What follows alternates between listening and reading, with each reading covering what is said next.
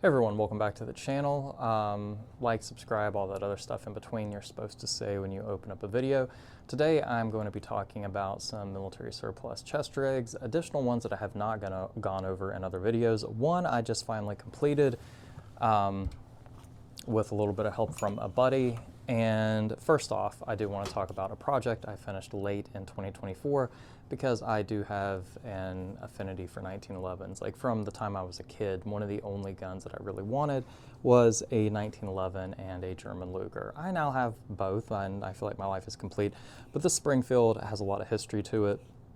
And I finally got the Novaks, finally got it milled for the Novaks by a local gunsmith. He's actually done all the work to this gun even prior to me owning it.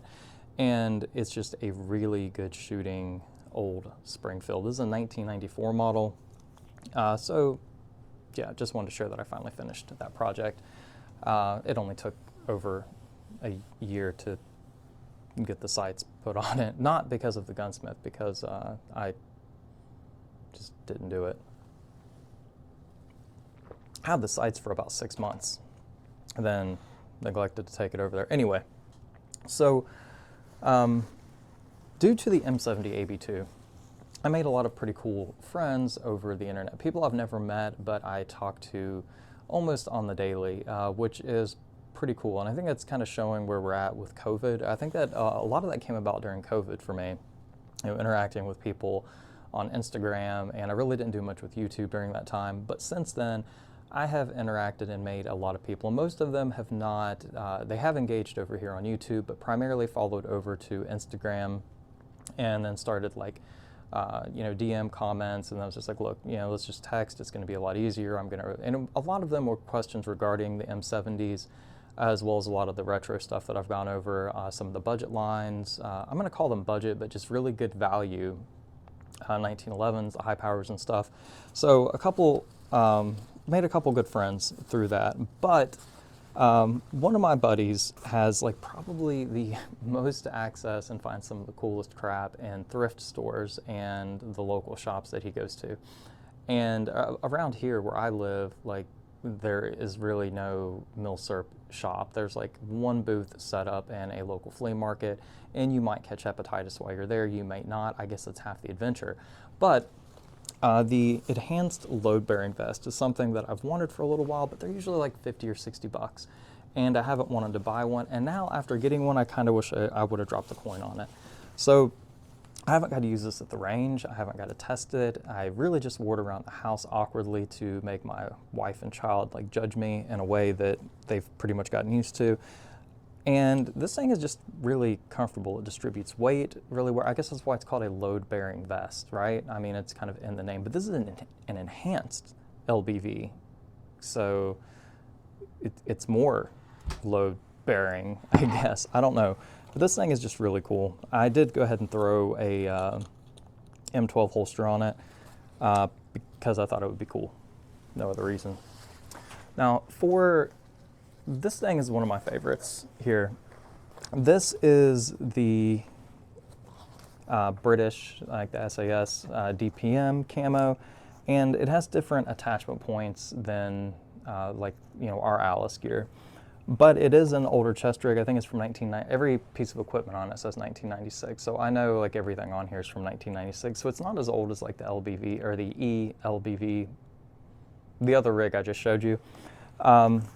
But it came with the high power. I have two of these actually. I have like the holster, the shoulder holster one that I think I've showed in another video, excuse me, by the way. And so it came with the holster and then a bunch of pouches, and you get the sheath for a kniff, and I threw one of my old kniffs in there to see how the retention was. And it's just cool. I think it's meant for like a Set Me L type bayonet or something very long, longer than our typical bayonets are. So just a pretty cool, harness type chest rig. And the DPM camo is just, I like it. It's cool camo. It blends in. If I put this on right now, you wouldn't be able to see me, which is the only reason I'm not wearing these in the video, is I don't want to go like all Predator level. Not like Predator as in, anyway, I don't want to get banned from YouTube, but as in like the Arnold Schwarzenegger Predator, not the other. Anyway, we're moving on. So So a couple years ago, I was doing some trading with a friend, and I had boxed up a complete like Vietnam era.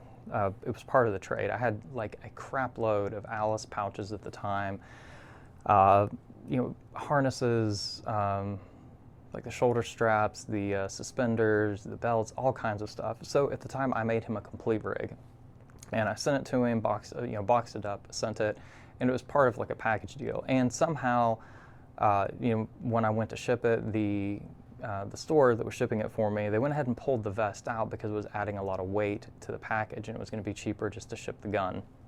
So they put it in another box, and like I've used this place like 1,000 times, and they like it was 110% accident, but they pulled the rig out to put it in a different box, and they were just going to like, hey man, ship it separately.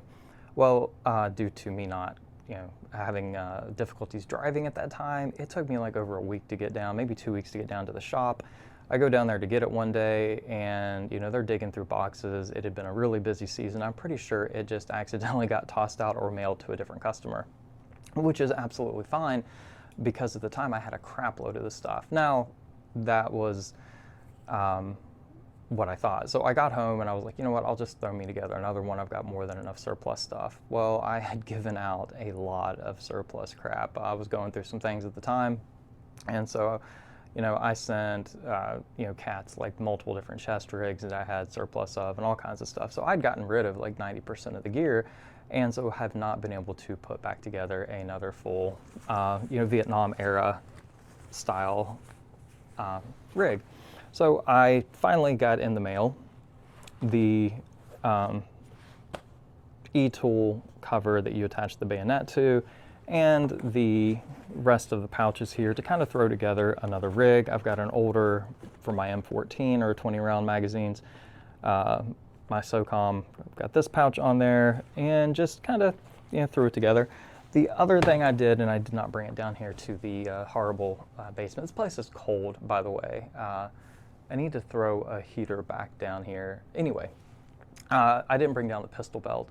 I did go ahead and had enough equipment after ordering some stuff and trading with my buddy to throw together another pistol belt as well, because as I researched this stuff further, because I don't have a life, I realized that I would typically always attach the leather holster to that harness right there, to that rig. And then I realized that that's not what anyone ever did. It was always like a separate pistol belt, or officers would have the pistol belt. But basically the pistol holster, the old leather style, were never actually attached to those rigs, at least not commonly. They may have been. I wasn't there, oddly enough.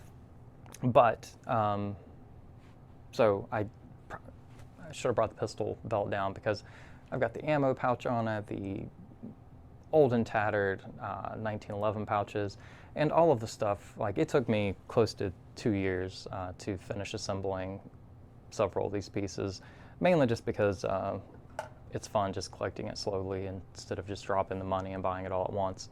At least that's what I'm going to tell myself to justify the time length. Anyway, that is it for the video. Also, the jacket here, or the shirt. This is not a jacket, or I wouldn't be cold here freezing in the basement. This is a Vietnam era like field shirt, and it is in amazing condition. So to the, I've got to give, and I should give him a shout out, sometimes in a weird jokingly manner. I do have to give my boy John credit for the shirt and the elbv. We did some trading around, and you know, so the Vietnam field shirt here, I love it. I'm gonna wear it like all day, mainly to irritate probably my wife, because actually she really doesn't care. I say that in a joking manner, but she highly supports it. Now, I do get judging looks when I'm wearing like a full rig around the house. I think it's just probably normal for your child and wife to judge you if you're walking around in full, you know, Vietnam era gear. But you can tell me your opinions on that. Anyway, thank you for watching the video. Hope you guys have a great day and you're staying warm. We are at around 18 degrees here, and we have a lot of snow, which is now turned into ice, which my Jeep is, no, it doesn't matter. Four-wheel drive doesn't, you know, low four will be okay on ice, but anything other than that, like, ice is ice. It doesn't care how good your four-wheel drive is, at least in my experience. So yeah, thank you for watching again, and hope you guys have a wonderful day. Stay warm if you're in a cool area. If not, just enjoy it. Man, these outros get awkward really quick. I'm just going to drink coffee and stare at the camera. That's good.